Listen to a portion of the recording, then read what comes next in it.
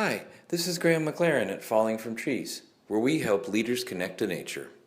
Welcome to our series on happiness, health, and the human nature connection.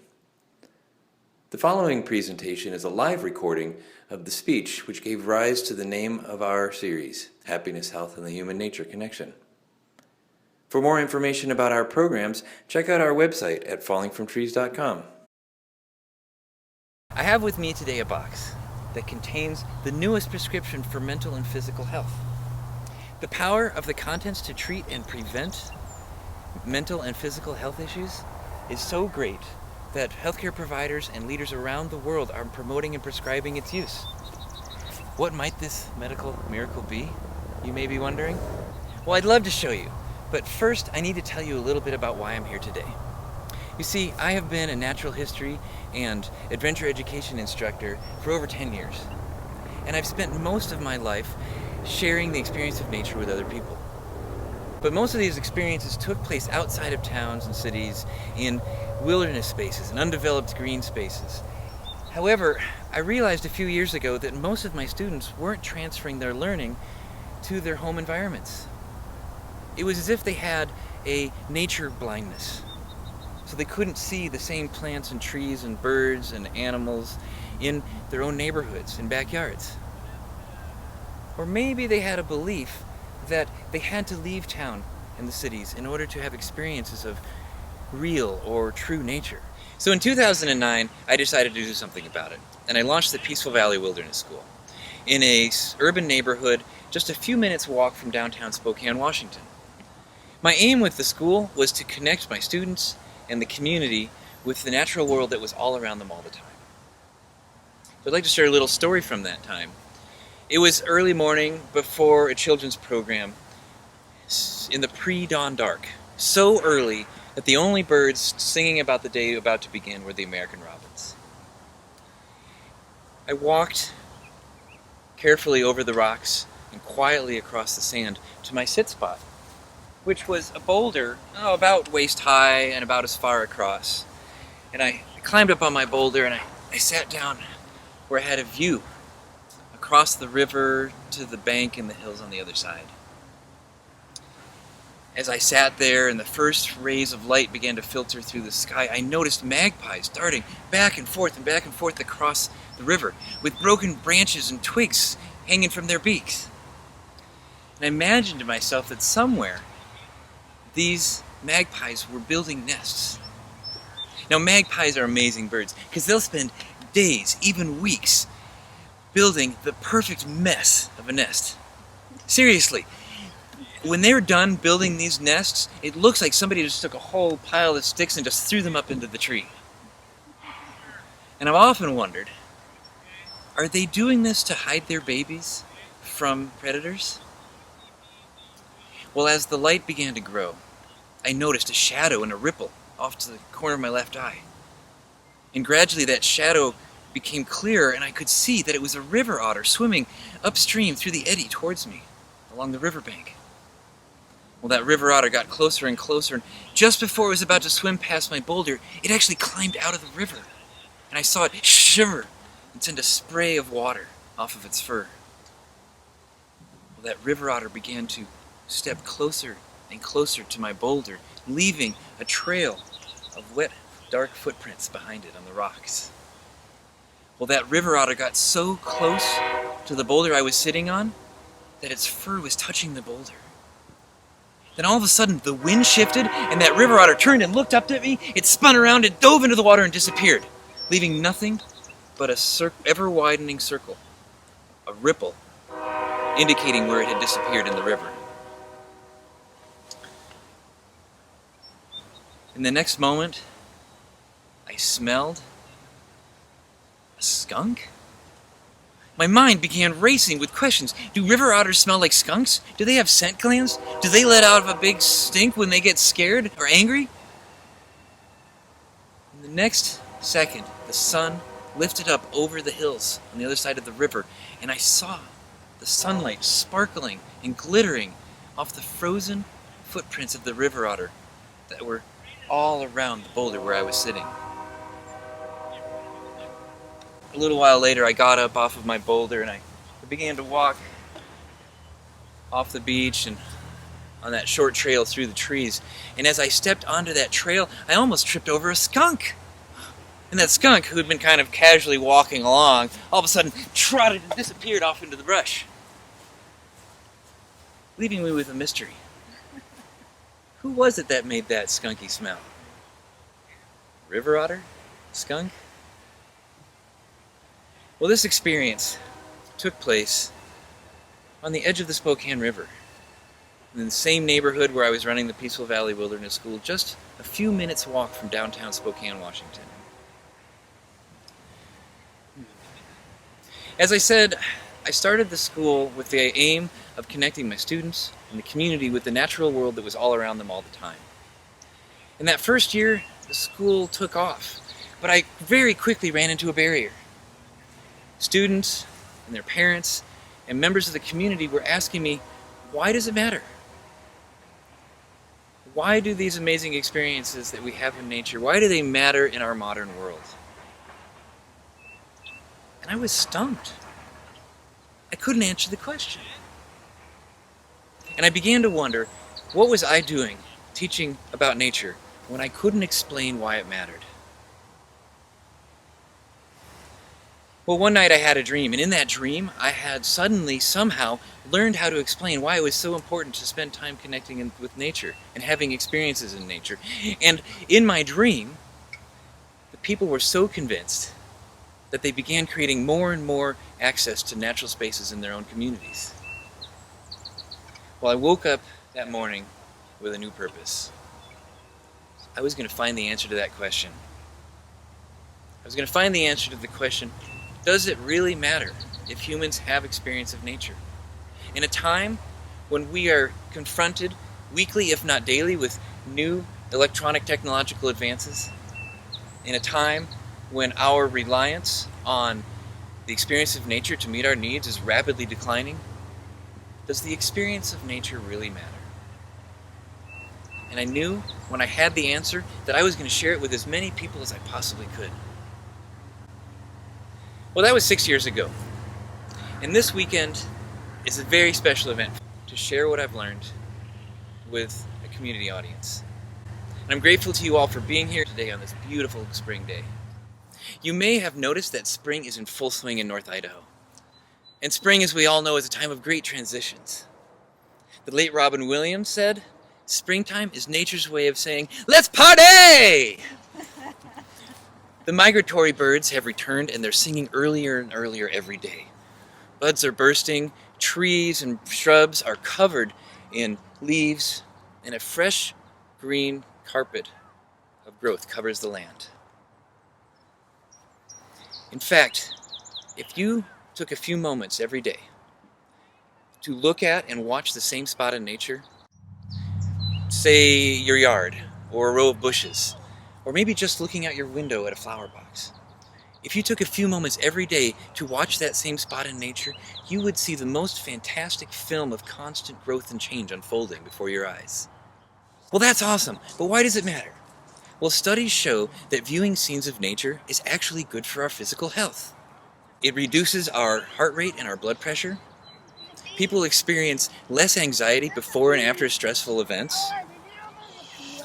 And we experience fewer illnesses and we recover faster.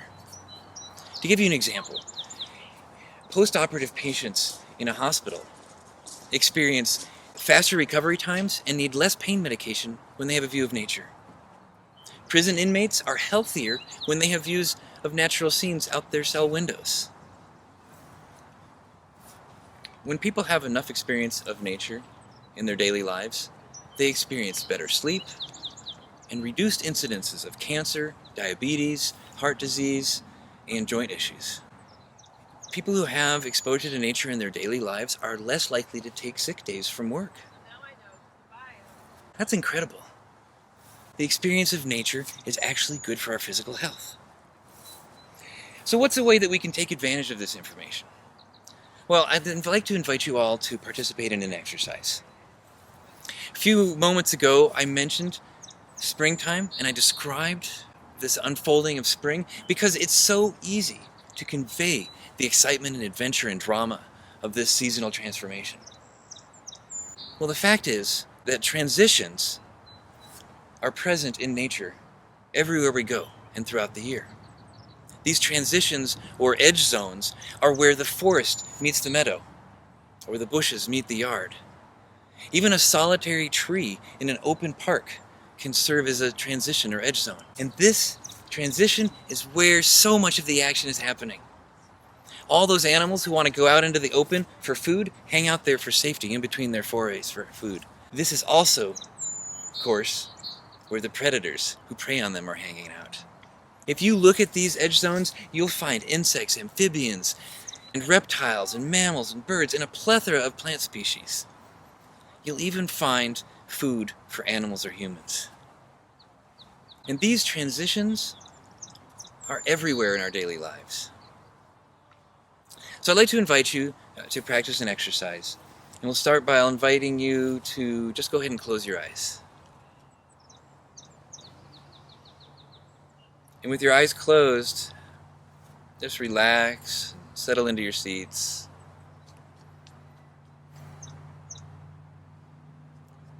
And I'll invite you to take a couple of breaths in through your nose and see what you smell.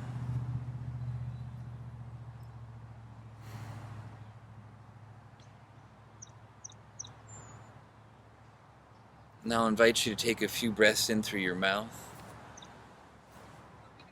and see what you taste. Maybe it's your lunch, maybe it's coffee, or maybe there's something actually on the air that you taste.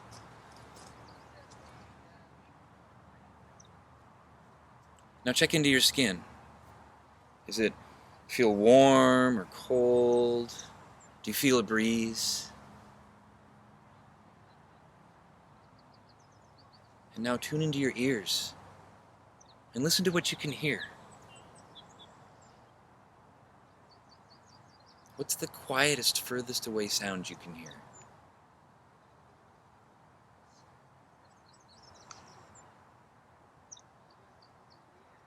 And now, I invite you to open your eyes and with a gentle gaze, look around you and see what's different. See what you didn't notice before. Now this exercise is what I call a sense meditation. I invite you to take this exercise, this sense meditation with you, and find a transition that you pass every day. It could be a stand of trees, or a solitary tree, or maybe the end of a row of bushes. Perhaps it's a door or a gate that you pass through every day. And I invite you to take this sense meditation with you, and every time you pass this transition, take a moment and cue yourself. Remind yourself to do this sense meditation. Tune into your senses, and find out what's happening in the world around you. I'll give you an example. I was sitting one day in my yard with my back up against a row of bushes, and all of a sudden this California quail came sailing across my view at about 8 feet high.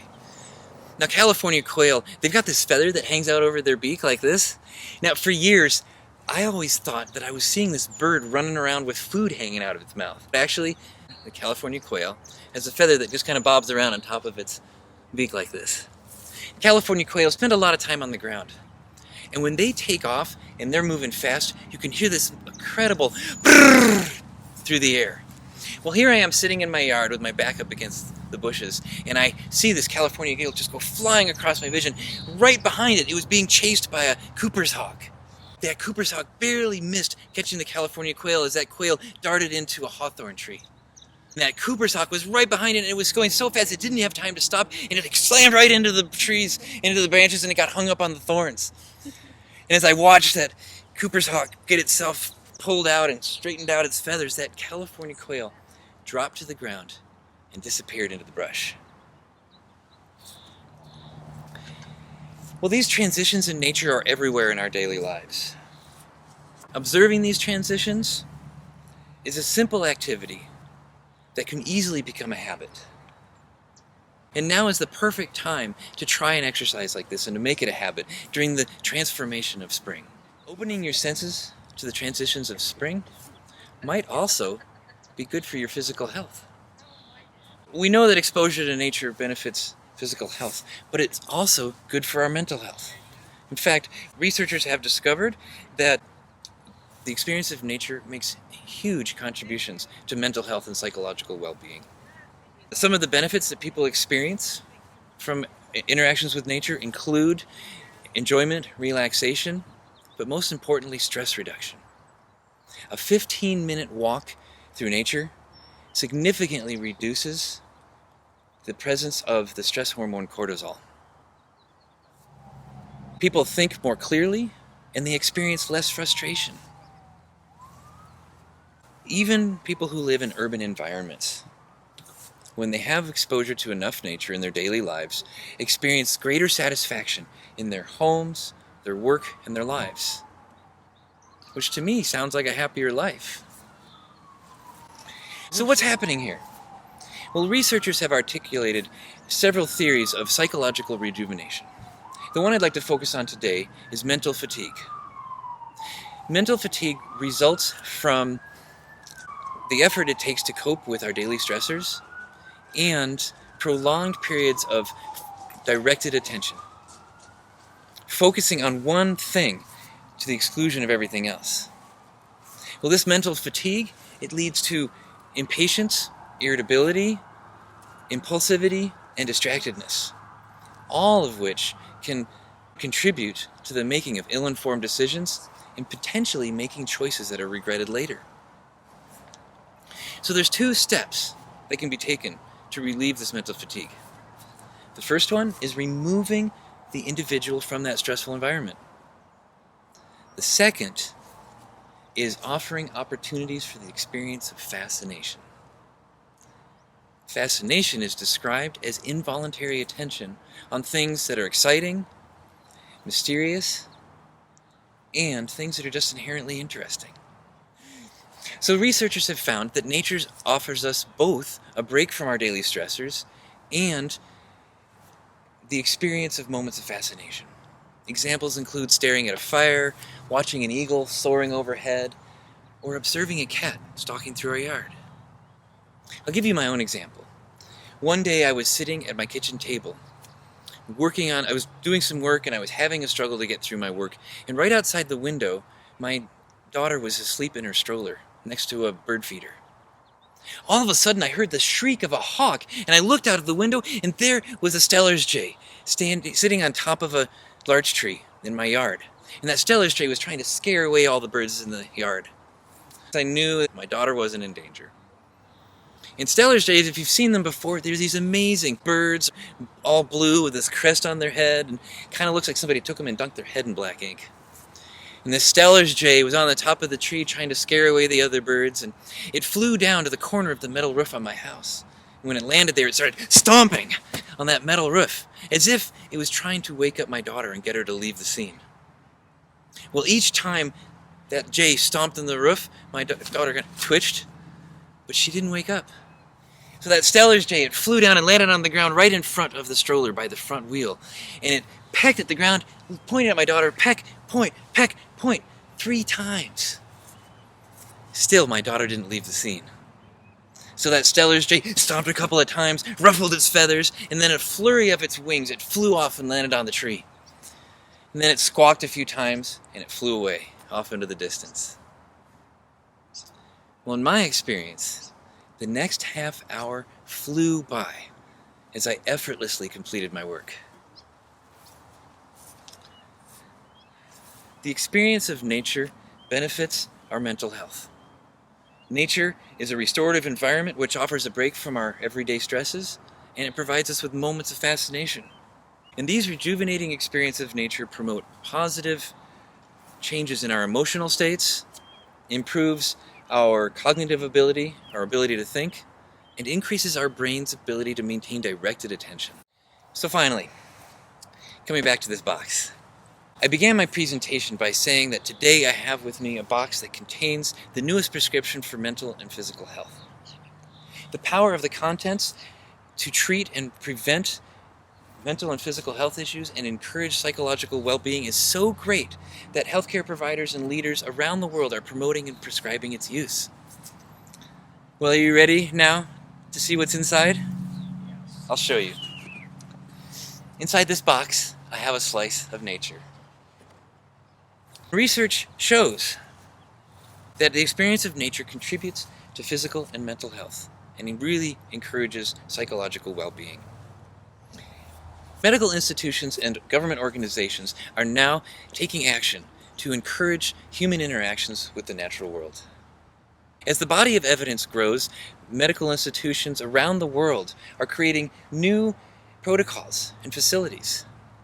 In South Korea and Japan, doctors are now prescribing forest healing or forest bathing for the treatment of work-related stress, depression, digital addiction, and post-traumatic stress disorder. In the United States, healthcare providers are increasingly providing prescriptions to their patients for the experience of nature through outdoor physical activity. Here in Sandpoint, the Kinixu Land Trust has teamed up with area doctors who are giving prescriptions for patients who are dealing with chronic illness. Hospitals are even installing healing gardens for the reduction of the stress of their patients, families, and interestingly, the healthcare providers themselves, who experience a high rate of burnout in their work. Happiness, health, and the human-nature connection.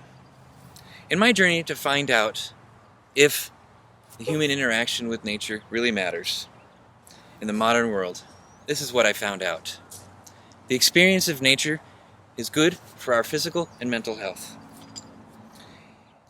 Nature is healing, rejuvenative, and it makes us happier. Exposure to nature is now being prescribed for the treatment and prevention of mental and physical health issues. The best part of it, though, the best part of all of this, is that you don't have to wait for a prescription to get the benefits. You don't even have to leave town. I encourage you as you move forward in your daily lives, take time every day to experience the natural world that's around you all the time. Tune into your senses and go for a walk. Sit and look out at a beautiful view.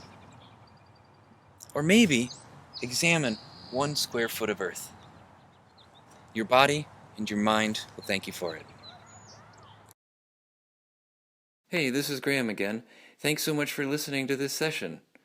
To listen to more of our series on happiness, health, and the human-nature connection, or to find out more about our programs, check out our website at fallingfromtrees.com.